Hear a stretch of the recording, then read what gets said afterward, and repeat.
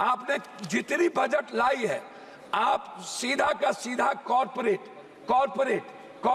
आपने किसान पर टैक्स नहीं बढ़ाया, लेकिन आपने क्या किया, 50 किलो खाद को आपने 45 किलो कर दिया। सारे के सारे मिडिल क्लास के पर जीएसटी का बोझ डाल दिया। माननीय सदस्य श्री राजेश रंजन जी। सभापति महोदय जी, मैं शुरू करूंगा। प्रधानमंत्री जी का 2 महीना मात्र बचा है जन्मदिन को, और उन्होंने सबसे पहले विश्वकर्मा योजना, एक उनकी जो बहुत बड़ी आम आदमी, मोची, निषाद, मलाह ऐसे वर्गों के लिए यह योजना लाई गई। हम शुरू करेंगे माननीय वित्त मंत्री से कि पुराने में जो आप skill, startup, make in India या आपने जिन जिन योजनाओं को लाया उस पर अभी तक कोई श्वेत पत्र नहीं लाई कि उस योजना का क्या हुआ। आपको रघुराजन जी के ऑडिट रिपोर्ट को भी देखना चाहिए। उसके बाद भी जो रिपोर्ट आई उस पर भी आप कभी इस सदन में आप नई योजना लाते हैं, नया बजट लाते हैं, पुरानी बजट पर कभी चर्चा नहीं करते हैं कि उस पर कोई इम्प्लीमेंटेशन हुआ या नहीं हुआ, उस पर कोई ध्यान दी गई कि नहीं। जिसमें श्रम संगठन 2000 में जहां देश बेरोजगारों के पढ़े लिखे नौजवानों की तादाद 54.2% थी, वहीं 22 में 65.7% हो गई। मेरा सीधा इस पे है कि जब आपने 13,000 करोड़ रुपया एक विश्वकर्मा योजना पर लाया, या जब आप कहते हैं कि मैं नौकरी के लिए 400 घराना, 400 बड़े कॉरपोरेट को मैंने कहा है कि आप बेरोजगार लड़कों को 5,000 अनुकंपा पर आप इसको इंटेंसिव दीजिए। मैं पूछना चाहूंगा ये इंटेंसिव कब मिलेगा, जब 40,000 लगभग कॉरपोरेट के पहले से उसके यहाँ काम करने वाले लोग हैं।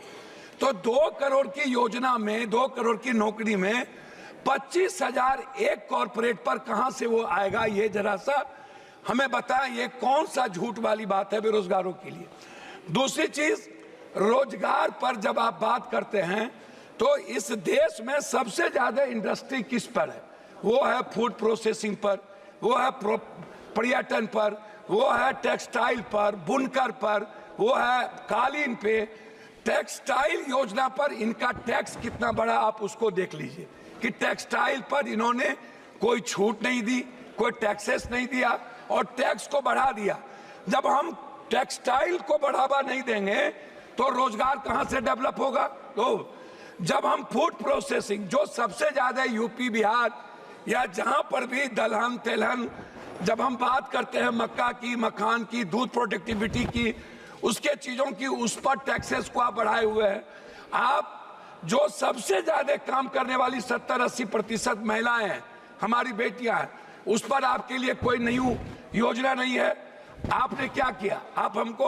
आपने जितनी बजट लाई है, आप सीधा का सीधा कॉर्पोरेट। लेकिन जब हम बात करते हैं जो आम आदमी से जुड़ा हुआ है, जिसको सब लोग कह रहे हैं, इवन मंत्री जी हमारे गडकरी साहब ने भी जो हेल्थ से जुड़े 18% जीएसटी की बात की। हम अस्पताल को फ्रीडम दे रहे हैं, लेकिन जो आम आदमी की दवाई है, उसका जो इक्विपमेंट है, अल्ट्रासाउंड है, सीटी स्कैन है, एमआरआई है या जांच का विषय है, उस पर हम बोझ डाल रहे हैं। तो आम आदमी को कहां से बेनिफिट मिलेगा?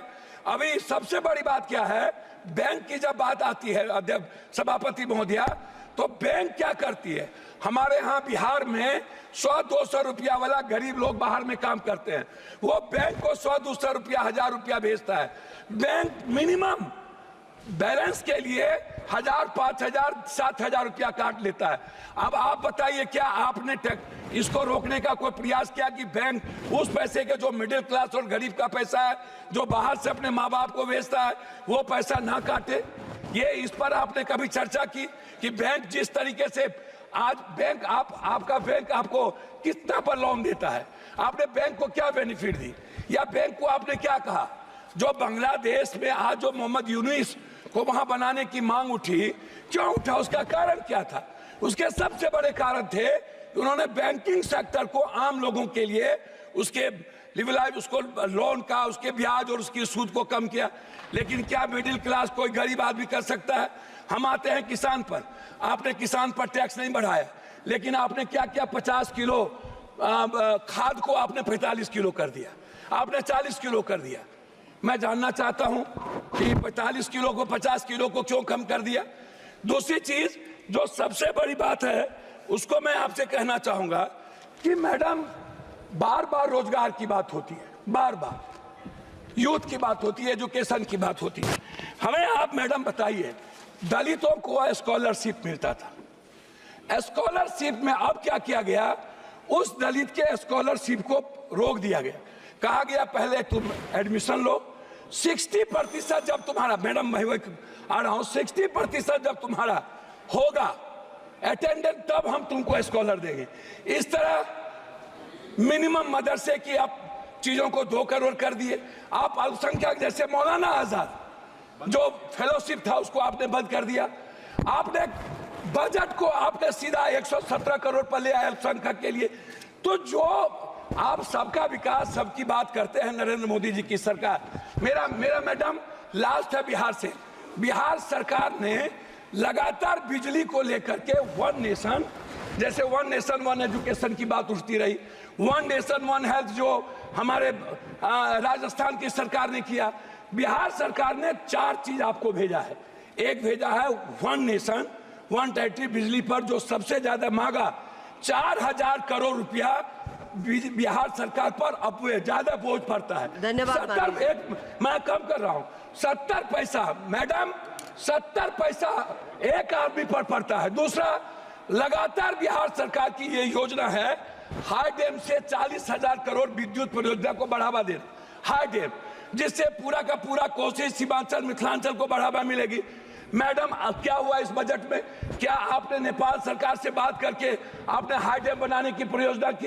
एक तीसरा चीज बिहार सरकार ने कहा है कि हमको 15 लाख कर रहा हूं, एक मिनट लास्ट कर रहा हूं मैडम, एक मिनट। बिहार सरकार ने कहा है कि हमको उद्योग को बढ़ावा देने के लिए हमको 15 साल आप जीएसटी माफ कर दीजिए ताकि हम अपने डेवलप करें। आपका हमको नहीं चाहिए, चाहे डालमिया नगर, हमको आईएम की बात हमने किया पूर्णिया में, हमने आईटी की बात किया पूर्णिया में, हमने बात की मक्का और मखान पर फैक्ट्री की, आपने वो नहीं किया। तो आप उल्टे ही सारे के सारे मिडिल क्लास के पर जीएसटी का बोझ डाल दिया, आपने युवाओं पर, गरीबों पर बोझ डाल दी, आपने किसानों पर बोझ डाल दिया, लेकिन आप कॉर्पोरेट को सपोर्ट करते रहे। अब हम लोग को बोलने के लिए पहले आप खड़ा कर देंगे। लास्ट कर रहा हूं, हमको 30 सेकंड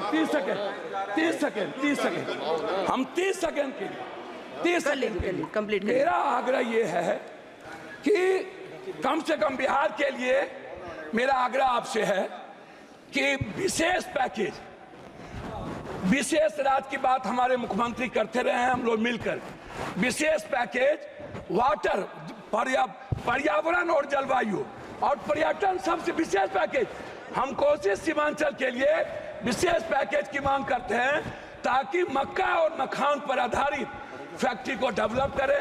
हम अधिक से अधिक बिहार में हम एयरपोर्ट को डेवलप करें। इसके लिए आपकी कोई योजना नहीं है। बहुत बहुत धन्यवाद मैडम, बार बार